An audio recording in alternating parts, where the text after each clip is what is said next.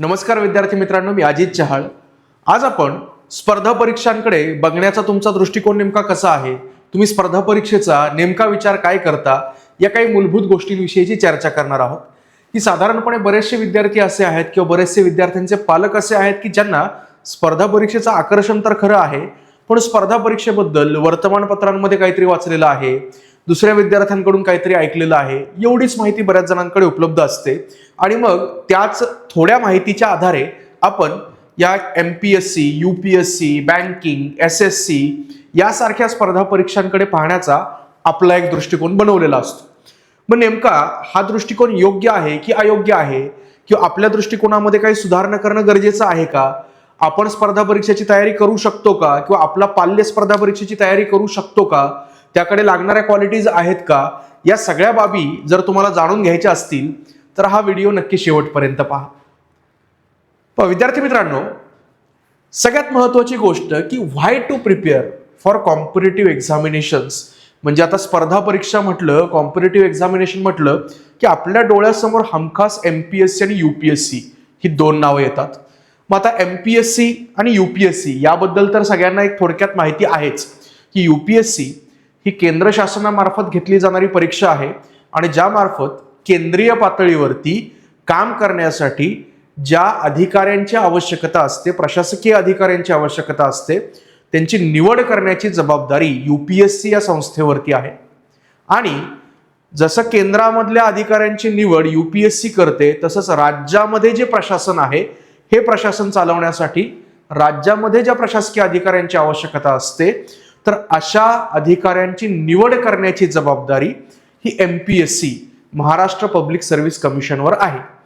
मग स्पर्धा परीक्षा म्हटलं की फक्त एवढंच आहे का, तर स्पर्धा परीक्षा म्हणजे केवळ एवढंच नाही, याच्यापेक्षा खूप मोठ्या वेगवेगळ्या संधी आहेत। की बऱ्याच वेळेला आपण ऐकतो की अरे MPSCनं 500 जागांची जाहिरात काढली किंवा MPSCनं 50 जागांची जाहिरात काढली आणि मग इतर विद्यार्थ्यांचं काय होणार, असं निश्चितपणे नसतं।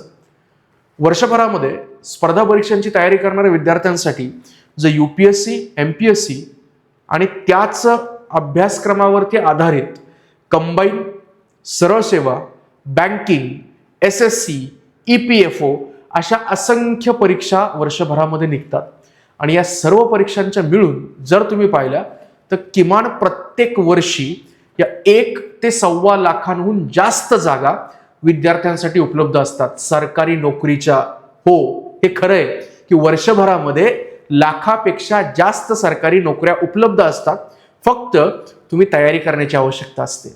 आता हा डेटा बऱ्याच जणांकडे नाहीये किंवा ही माहिती बऱ्याच जणांना नाहीये की नेमक्या एवढ्या जागा असतात, व एवढ्या जागा जर असतात तर प्रिपरेशन करणं अवघड आहे का सोपं आहे ते पण मी तुम्हाला सांगणार आहे। मग आजच्या सेशनमध्ये आपल्याला काय काय डिस्कस करायचं आहे, तर पुढच्या 15 मिनिटांमध्ये स्पर्धा परीक्षांमध्ये नेमक्या करिअरच्या संधी काय काय आहेत, कोणकोणत्या स्पर्धा परीक्षा आहेत, कोण त्याची तयारी करू शकतं, या परीक्षांमुळे होणारा व्यक्तिमत्वाचा विकास, पर्सनॅलिटी डेव्हलपमेंट होते, पण तिचा नेमका फायदा काय होतो आणि ती पर्सनॅलिटी डेव्हलपमेंट म्हणजे नेमकं काय, त्यानंतर समाजसेवा आणि प्रशासकीय अधिकार म्हणजे सोशल सर्व्हिस करण्याची एक ती संधी आहे आणि सोबतच आपल्याला प्रशासकीय अधिकारी म्हणून काही ऍडमिनिस्ट्रेटिव्ह अशा प्रकारचे राईट्स किंवा काही अधिकार आपल्याला मिळतात, त्याचा वापर आपण कशा पद्धतीने करू शकतो त्यावरती आपण नजर टाकूयात।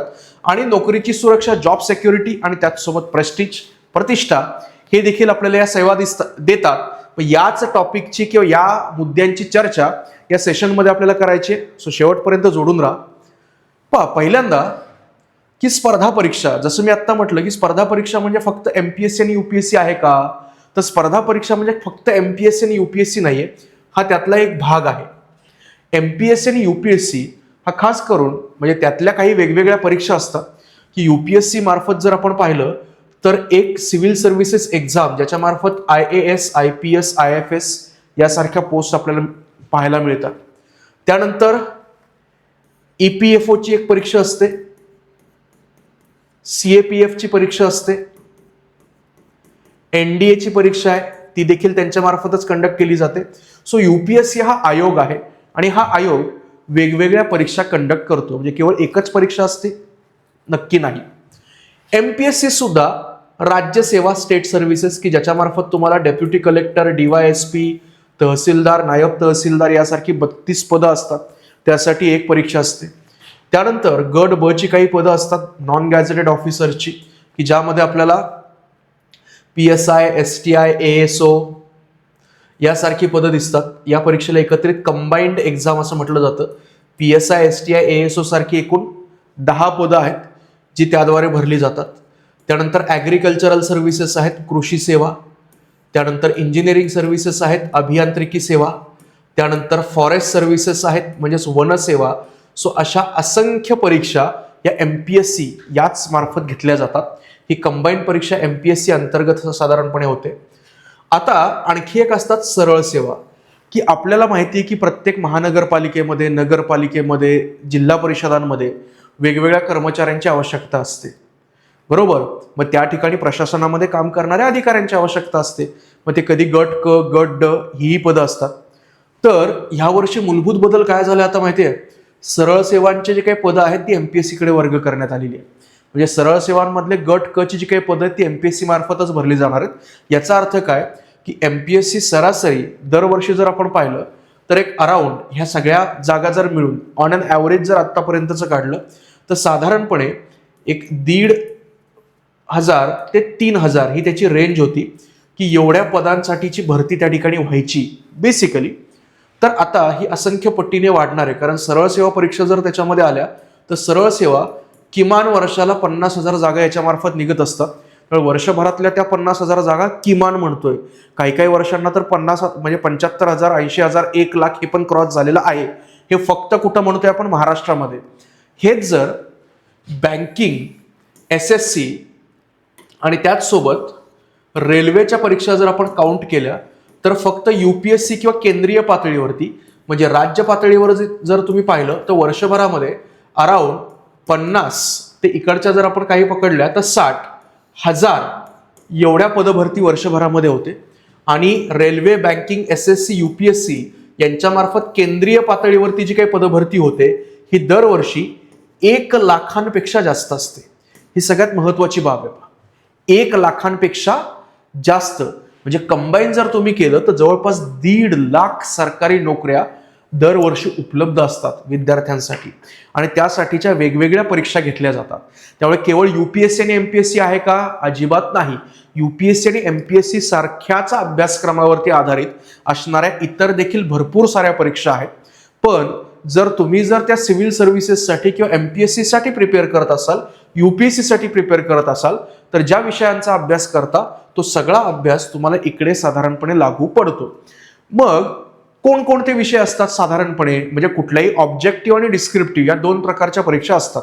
आता खास करून गट अ आणि गट ब ची जी काही पदं असतात, IAS, IPS, IFS किंवा राज्यामध्ये deputy collector, DYSP, tehsildar, assistant commissioner of state tax अशी असंख्य पदं असतात.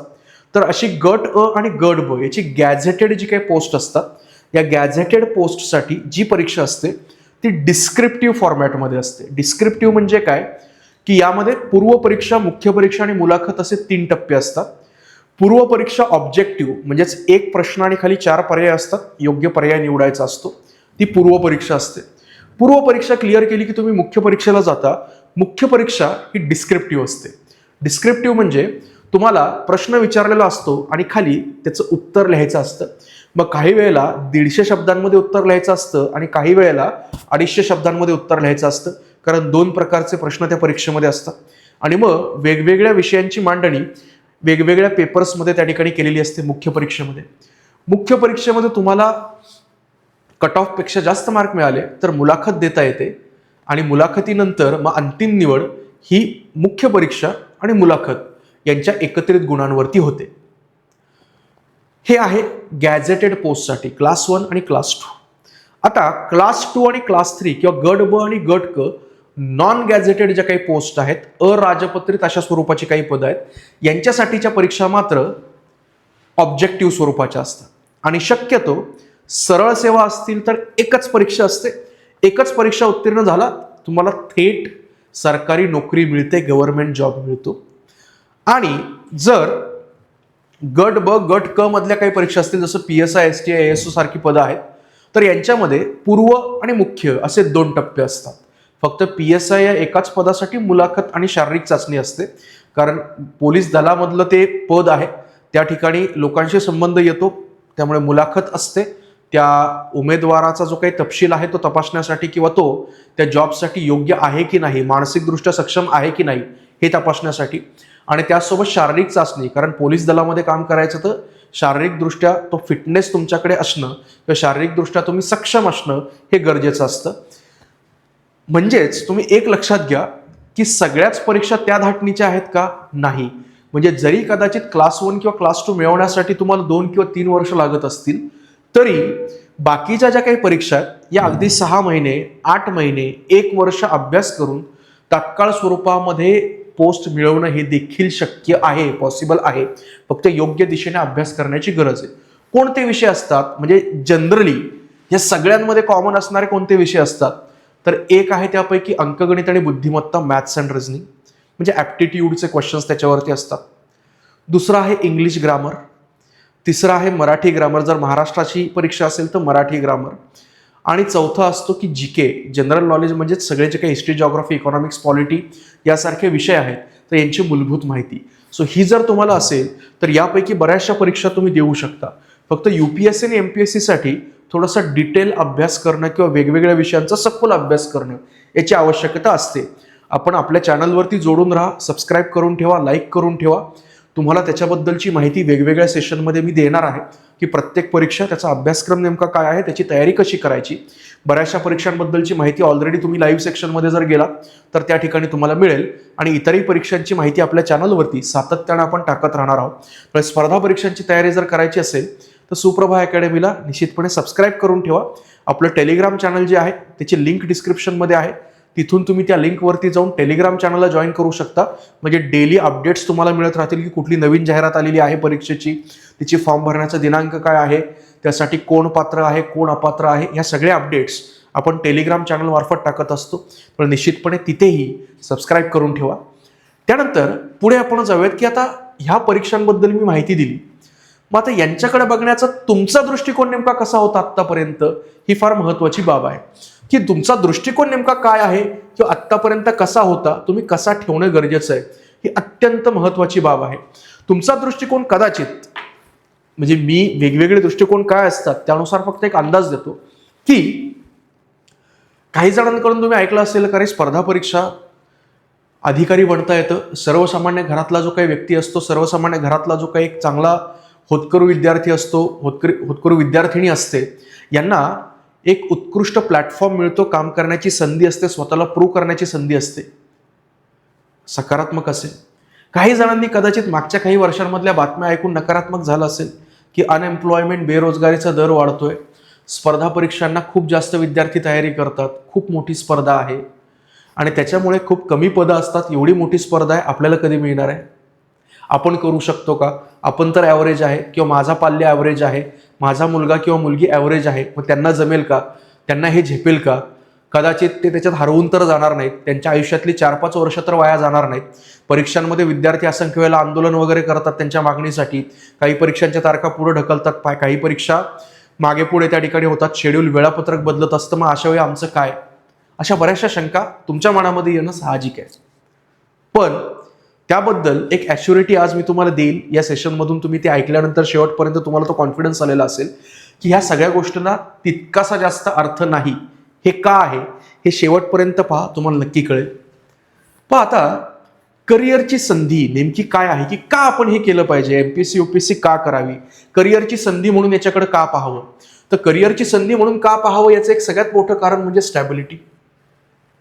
पण लक्षात घ्या की एक आपण म्हणूयात की आपली जी सर्वसामान्य व्यक्तीची दिनचर्या आहे किंवा सर्वसामान्य व्यक्ती आहे, तो काय विचार करतो की बाबा एखादं शिक्षण घेऊयात, बेसिक इंजिनिअरिंग करूयात, मेडिकल करूयात किंवा एखादं बेसिक ग्रॅज्युएशन करूयात आणि एखादा प्रायव्हेट जॉब आपण पाहूयात. लवकरात लवकर तो मिळेल, हळूहळू पगार पण वाढेल आणि नंतर जाऊन कुठेतरी आपण सेटल डाऊन होऊ. हा एक भाग झाला. दुसरा भाग, तुम्ही स्पर्धा परीक्षा या युगाकडे आलात, स्पर्धा परीक्षांच्या तयारीला तुम्ही सुरुवात केली. इमिजिएट नाहीये, कदाचित तुम्हाला सगळ्यात मोठा जो काही फॅक्टर असेल त्यातला तो टाईम. आणि हा टाईम कशासाठी जाणार आहे, तर तुम्हाला प्रिपरेशन करताना किंवा तयारी करण्यासाठी हा टाईम जाणार आहे. मग हे प्रिपरेशन करण्यासाठी किंवा तयारी करण्यासाठी जो वेळ आहे हा काही जणांसाठी 1 वर्ष आहे, काहींना 2 वर्ष लागतील, काहींना 3 वर्ष लागतील. आणि हे सत्य आहे. म्हणजे पहिल्या अटेम्प्टमध्ये होतं का? होतं. पण सगळ्यांचंच होतं का? तर नाही. म्हणजे आत्ताच एवढं सांगतो की संत तुकाराम महाराजांप्रमाणे की ते जसं सांगतात की देतो तीक्ष्ण उत्तरे पुढे व्हावयासी बरे. देतो तीक्ष्ण उत्तरे पुढे व्हावयासी बरे म्हणजे काय की आत्ताच स्पष्ट काय ते सांगतोय, म्हणजेच तुमच्या आयुष्यावरती याचा पुढे चांगला परिणाम होईल. कारण सत्य पचवायला कडू जरी असलं तरी सुद्धा त्याचा परिणाम जो आहे, दीर्घकालीन परिणाम हा नक्कीच चांगला असतो.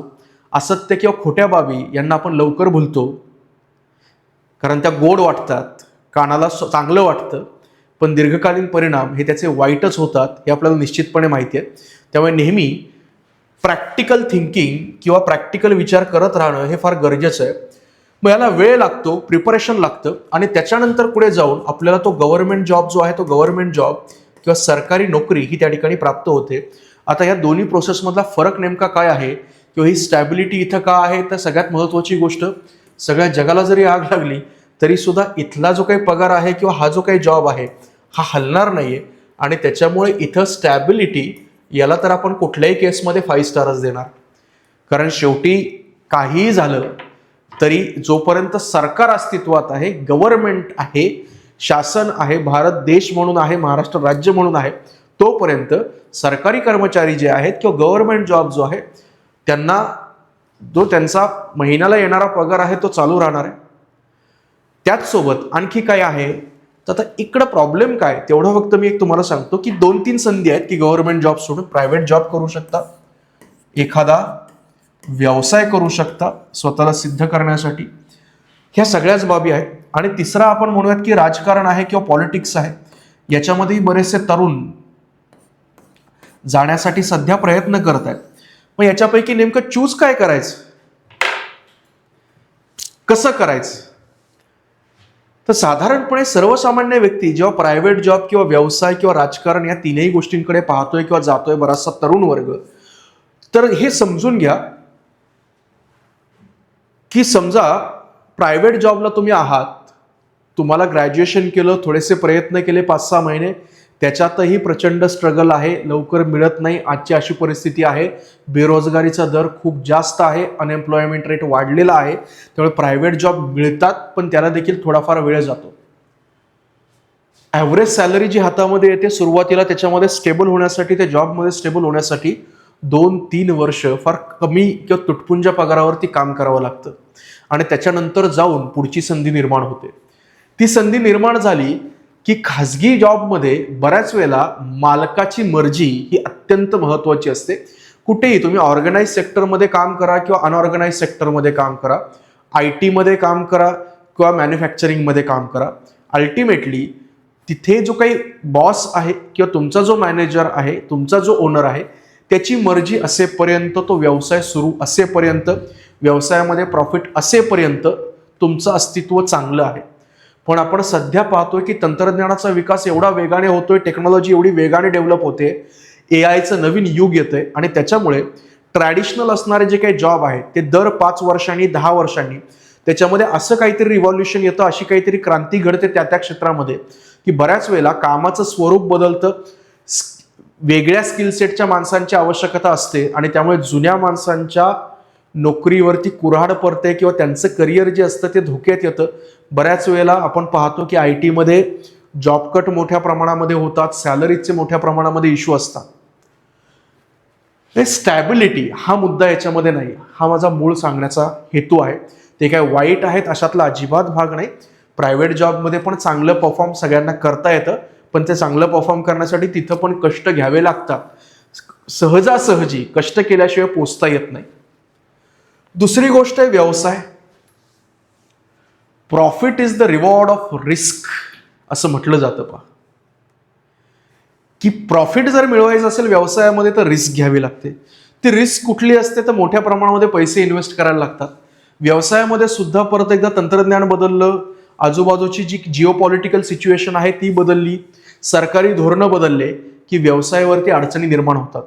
आणि व्यवसायामध्ये स्पर्धा नसते हे विधान तर खूप चुकीचं मला वाटतं, की स्पर्धा परीक्षांमध्ये कॉम्पिटिशन खूप आहे, स्पर्धा खूप आहे, नावातच स्पर्धा असं म्हटलं जातं. समजा एंटरप्रेन्योरशिप किंवा नवउद्योजकांची आत्ता एक पिढी नवीन जन्माला येते आणि चांगली आहे देशाच्या दृष्टिकोनातून ती गोष्ट, सगळीकडे सगळ्यांनी जायला पाहिजे, नाहीतर अनबॅलन्स होईल. पण जे तसा विचार करून स्पर्धा परीक्षाकडे येण्याचा टाळतात त्यांच्यासाठी मी हे सांगतोय.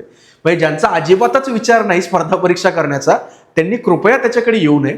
पण जे त्या डायलेमामध्ये आहेत की मी करू शकतो की नाही करू शकत, त्यांना निर्णय घेण्यासाठी मदत मी करतोय किंवा त्यासाठी मी या गोष्टी समजावून सांगतो, याचा अर्थ तुम्ही अजिबातच करत नाहीत आणि आता तुम्हाला करायचंच आहे असं अजिबात करू नका. जर तुम्हाला पटत असेल, तुमच्या स्वभाव गुणधर्माला जुळत असेल, तर तुम्ही त्या मार्गाकडे येऊ शकता. कारण कष्ट हे प्रत्येक ठिकाणी आहेत. म्हणजे इथं पण काही सहजासहजी नाहीये. तुम्हाला अभ्यास करावा लागतो, नियोजनानुसार अभ्यास करावा लागतो, योग्य मार्गदर्शन घ्यावं लागतं. कमीत कमी वेळेमध्ये निश्चितपणे होऊ शकतं. फक्त प्रयत्न, मार्गदर्शन आणि सातत्य या 3 गोष्टी जर तुमच्याकडे असतील तर स्पर्धा परीक्षेत लवकरात लवकर यश मिळतं. स्पर्धेविषयी आपण बोलत होतो की ही स्पर्धा आहे का, बरोबर? स्पर्धा ही इकडं खूप असते. युपीएससी एमपीएससी मध्ये लाखो विद्यार्थी प्रिपेअर करतात, बँकिंगचे लाखो विद्यार्थी प्रिपेअर करतात आणि बरेचसे विद्यार्थी मग एवढी कॉम्पिटिशन असते, आमचं कसं होणार? प्रायव्हेटमध्ये कॉम्पिटिशन नाहीये. 150 कोटींचा देश आहे आपला. 150 कोटीच्या लोकसंख्येमध्ये जेव्हा आपण जन्माला येतो तेव्हा रस्ता क्रॉस करताना सुद्धा कॉम्पिटिशन आहे, हे लक्षात घ्या.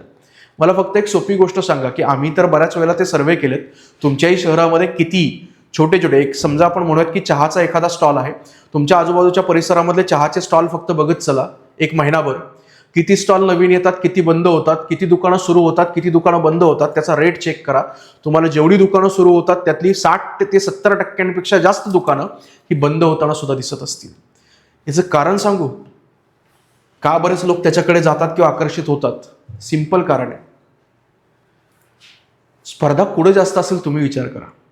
अभ्यास करावा लागतो त्या ठिकाणी स्पर्धा जास्त असेल, की ज्या ठिकाणी अभ्यास करावा लागत नाही त्या ठिकाणी स्पर्धा जास्त असेल?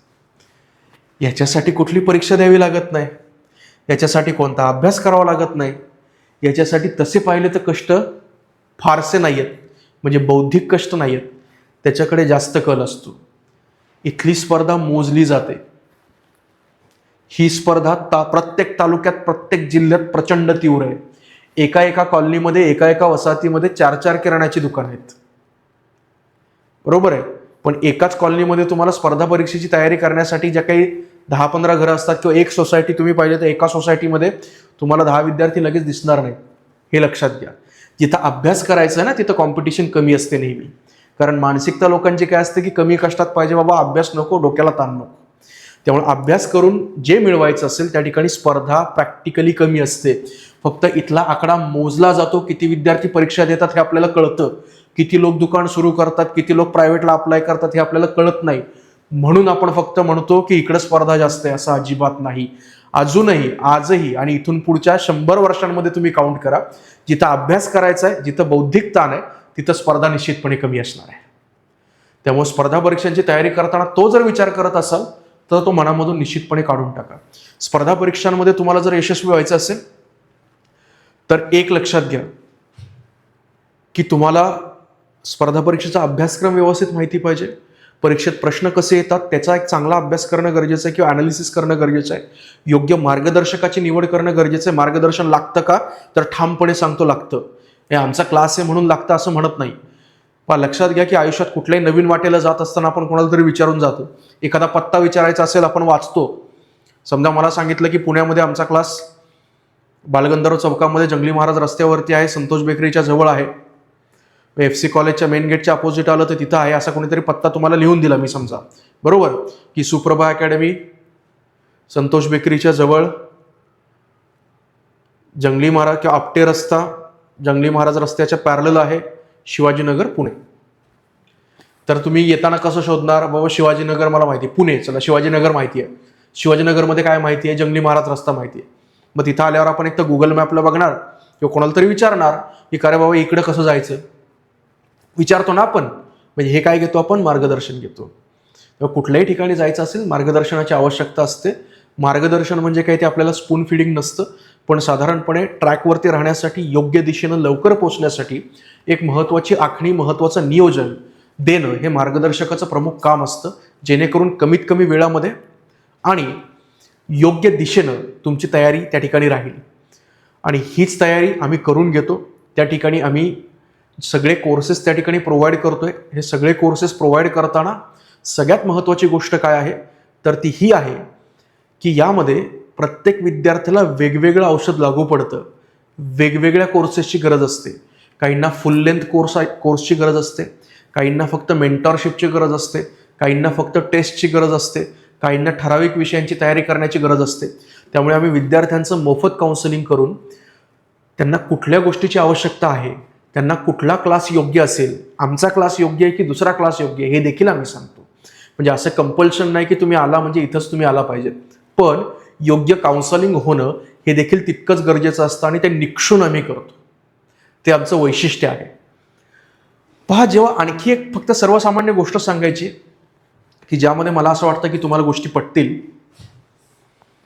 पहा, जेव्हा प्रायव्हेटमध्ये आपण जातो ना किंवा दुसरा कुठलाही इन्कम सोर्स असतो तेव्हा एका सर्वसामान्य मध्यमवर्गीय कुटुंबात एका कुटुंबाचा स्ट्रगल काय असतो आयुष्यभराचा. आपलं स्वतःचं घर असावं, आपली एक 4 चाकी गाडी असावी, एखादा नंतर आयुष्याच्या दुसऱ्या टप्प्यावरती एखादं कुठंतरी दुसरं घर असावं. याच्या पलीकडे आयुष्य जातं का आयुष्यातली जवळपास 30 वर्ष 40 वर्ष या स्ट्रगलमध्ये निघतात. गव्हर्नमेंट जॉब 2-3 वर्ष जर तुम्ही व्यवस्थित मन लावून अभ्यास केला, 2 ते 3 वर्ष मॅक्स म्हणतोय. काही विद्यार्थी जे आहेत ते पहिल्या वर्षात पण त्या ठिकाणी पोस्ट काढतात आणि अशा असंख्य विद्यार्थी आम्ही पाहिले.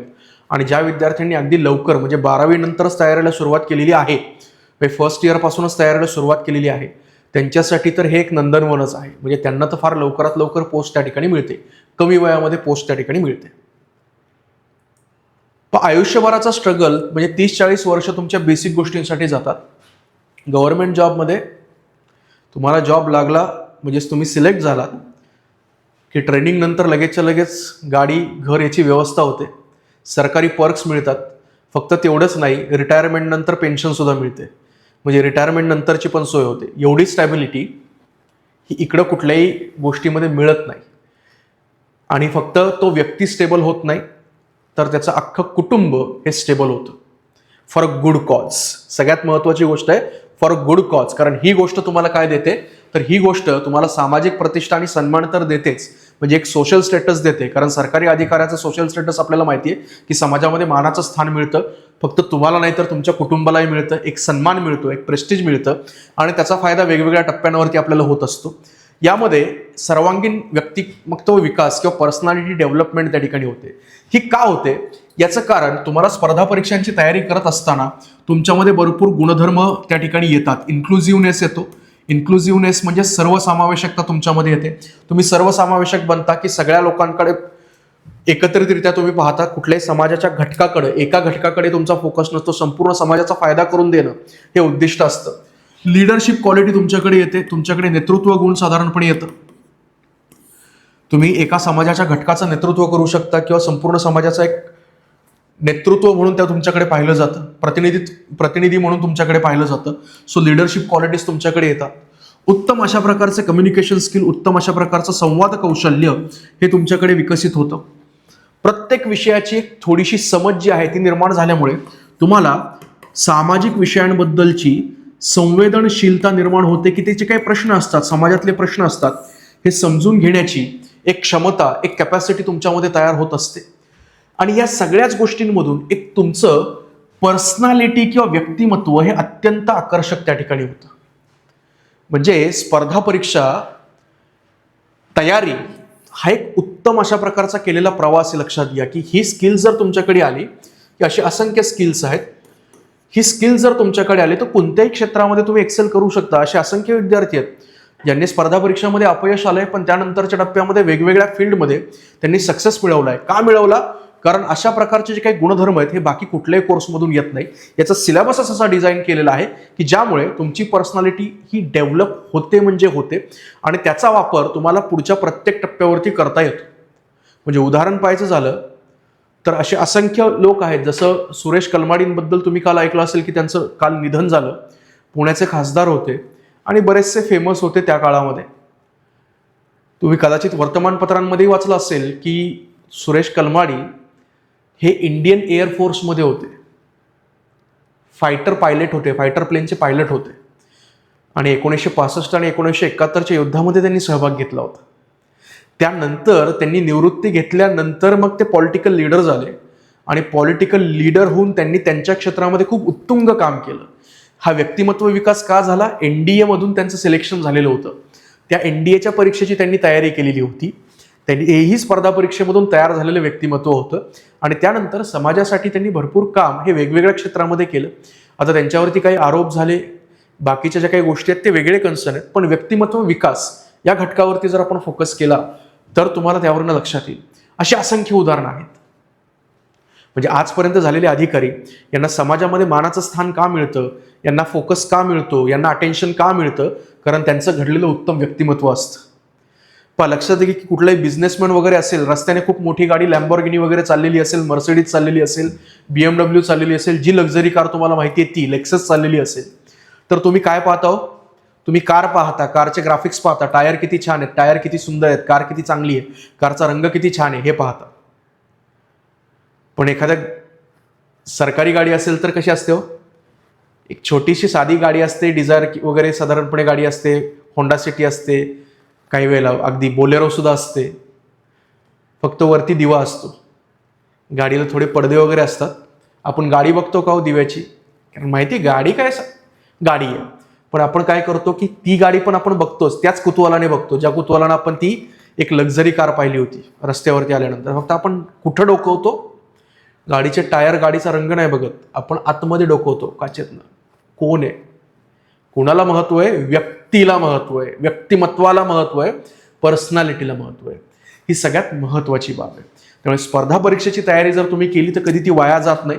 तुमचा व्यक्तिमत्व विकास हे त्यातलं मेन प्रोडक्ट आहे आणि समाजसेवेसाठीचा एक, सोशल सर्व्हिससाठीचा एक रेडीमेड प्लॅटफॉर्म तुम्हाला मिळतोय की तुम्हाला समाजसेवाही करता येते आणि त्यासाठी तुम्हाला उत्तम पगारही दिला जातो. यासारखी तर दुसरी सर्व्हिस नाही. त्यामुळे कुठल्याही मध्यमवर्गीय कुटुंबातल्या तरुणाला किंवा तरुणीला स्वतःला प्रूव्ह करायचं असेल, त्या कुटुंबाचा उद्धार करायचा असेल आणि लोकांसाठी काम करायचं असेल, एका चांगल्या इंटेंटने काम करायचं असेल, कारण आजच्या जगाला, आजचं जे काही आता तत्वशून्य जग तयार झालेलं आहे, यामध्ये चांगल्या अधिकाऱ्यांची प्रचंड गरज आहे आणि हे चांगले अधिकारी घडवण्याचा वसाच आम्ही हातामध्ये घेतलेला आहे की चांगलं व्यक्तिमत्व असणारे, चांगल्या एथिकल व्हॅल्यूज असणारे, तत्वनिष्ठ असणारे अशा प्रकारचे अधिकारी घडवणं या उद्दिष्टाने आमची संस्था काम करते. आणि याचसाठी मी म्हणतो की समाजसेवेसाठीचं एक उत्तम व्यासपीठ हे तुम्हाला रेडीली त्या ठिकाणी अवेलेबल होतं आणि त्यासाठी तुम्हाला उत्तम पगारही दिला जातो. म्हणजे कुठलंही सॅक्रिफाईस करण्याची गरज नाहीये. सॅक्रिफाईस फक्त एकच आहे, ते सॅक्रिफाईस म्हणजे आव्हानात्मक आणि समाधानकारक अशा प्रकारचं कार्य आहे. काय सॅक्रिफाईस आहे? पहिल्यांदा प्रिपरेशन करताना 2-3 वर्ष कष्ट घ्यायचे, त्यावेळेला फॅमिलीला पण थोडासा आर्थिक ताण येणार आहे, विद्यार्थ्यालाही मानसिकदृष्ट्या बौद्धिकदृष्ट्या ताण पडणार आहे. ते कष्ट घेतले, पोस्ट मिळाली की त्याच्यानंतर तुमच्या जॉबमध्ये जे काही चॅलेंजेस आहेत ना, की रोज लोकांचे नवनवीन प्रश्न आहेत आणि रोज तुम्हाला ते नवनवीन प्रश्न सोडवायचे आहेत, सरकारी धोरणं जी आहेत ती तुम्हाला राबवायची आहेत, जास्तीत जास्त लोकांपर्यंत सरकारी धोरणांचा फायदा तुम्हाला पोहोचवायचा आहे, हे चॅलेंज घेऊन तुम्ही त्या ठिकाणी उतरता आणि ते चॅलेंज पूर्ण केल्यानंतरचं जे समाधान असतं, हे समाधान हे कुठल्याही इतर समाधानापेक्षा खूप मोठं असतं आणि त्यामुळे असंख्य गव्हर्नमेंट ऑफिसर्स याच समाधानी वृत्तीसाठी काम करताना आपल्याला दिसतात आणि या इंटेंटनं काम करणारे खूप अधिकारी आहेत. जरी समाजातली काही विकृत व्यक्तिमत्व आपल्याला माहिती असतील, त्याच्या बातम्या येतात, पण काही चांगली व्यक्तिमत्व सुद्धा आहेत, त्या व्यक्तिमत्वांसाठी किंवा त्यांच्याकडे बघून त्यांना आदर्श म्हणून आपण काम करण्याची फार मोठी आवश्यकता आहे. त्यामुळे फक्त एकच गोष्ट आहे की ही फक्त परीक्षा नाहीये, हा एक जीवन प्रवास आहे. की तुम्हाला उत्तम जीवन जर जगायचं असेल तर तुम्ही स्पर्धा परीक्षांचा अभ्यास आयुष्यात एकदा करणं हे फार गरजेचं आहे. तो तुम्ही पूर्ण वेळ करा, जॉब करता करता करा, शिक्षण सुरू असताना करा, पण एकदा स्पर्धा परीक्षांची तयारी नक्की करा. प्रत्येक मध्यमवर्गीय कुटुंबातल्या व्यक्तीला किंवा तरुणाला किंवा तरुणीला ते आव्हान मी नक्कीच करेल की तुमच्या व्यक्तिमत्वामध्ये विकास घडवायचा असेल आणि तुम्ही ज्या क्षेत्रामध्ये भविष्यामध्ये असाल त्यामध्ये जर उत्तुंग कार्य तुम्हाला करायचं असेल तर निश्चितपणे तुम्ही स्पर्धा परीक्षेची तयारी करा. तुम्हाला सर्वांना स्पर्धा परीक्षेच्या तयारीसाठी भरपूर साऱ्या शुभेच्छा.